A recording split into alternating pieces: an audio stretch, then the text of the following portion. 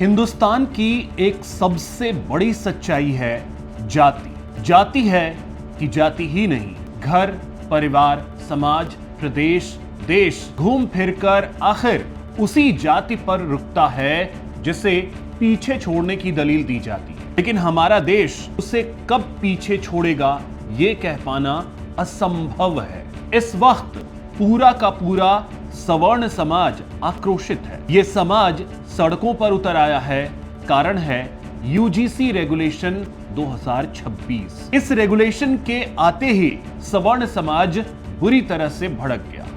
आक्रोश इतना कि उत्तर प्रदेश के बरेली एसडीएम अलंकार अग्निहोत्री ने अपने पद से इस्तीफा तक दे दिया। खबर तो यह भी है कि बीजेपी के भी कई सवर्ण नेता अब पार्टी से किनारा करने की तैयारी में है।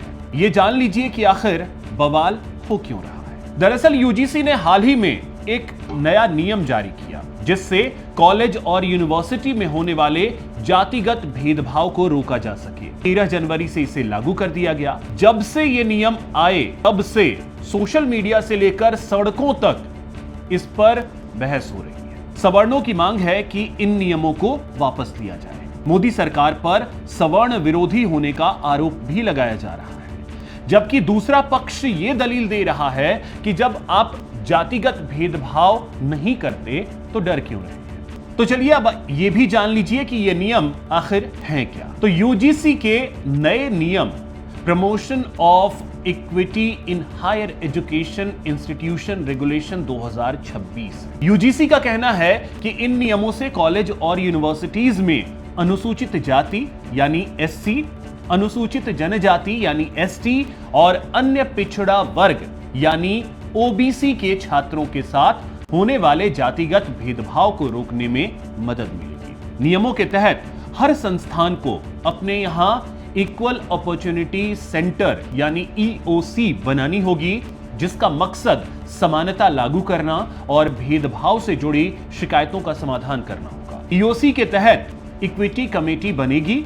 जिसकी अध्यक्षता संस्थान के प्रमुख करेंगे। ईओसी को हर साल एक रिपोर्ट यूजीसी को सौंपनी होगी। यूजीसी भी एक मॉनिटरिंग कमेटी बनाएगा।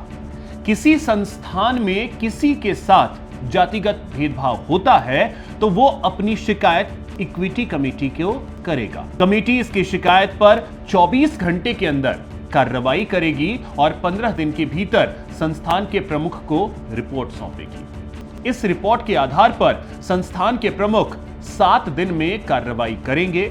संस्थान के प्रमुख के फैसले के खिलाफ 30 दिन के भीतर लोकपाल के सामने अपील कर सकते हैं। लोकपाल 30 दिन के भीतर इस पर फैसला करेंगे। नियम कहते हैं कि हर संस्थान को इन नए नियमों का पालन करना होगा।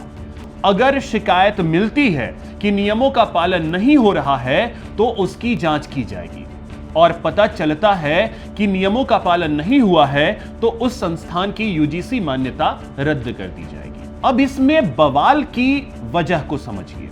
बवाल की 2 बड़ी वजहें हैं। सबसे बड़ी वजह है इसका नियम 3C। इसी नियम की संवैधानिक वैधता को सुप्रीम कोर्ट में चुनौती भी दी गई है। नियम 3C कहता है कि जाति आधारित भेदभाव अनुसूचित जाति, अनुसूचित जनजाति और ओबीसी के खिलाफ होने वाले जाति या जनजाति के आधार पर होने वाले भेदभाव को माना जाएगा। यही है बवाल की असली वजह। आमतौर पर अब तक जनरल और ओबीसी को बराबर रखा जाता था, लेकिन अब ओबीसी को भी एससी और एसटी के साथ रख दिया गया है। दावा किया जा रहा है कि अब तक तो लड़ाई जनरल बनाम एससी एसटी की होती थी, लेकिन नए नियमों के बाद जनरल बनाम एससी एसटी और ओबीसी की लड़ाई शुरू हो गई है। ओबीसी के शामिल होने पर बवाल की वजह यह है कि ओबीसी में मुस्लिम जातियों को भी शामिल किया जाता है।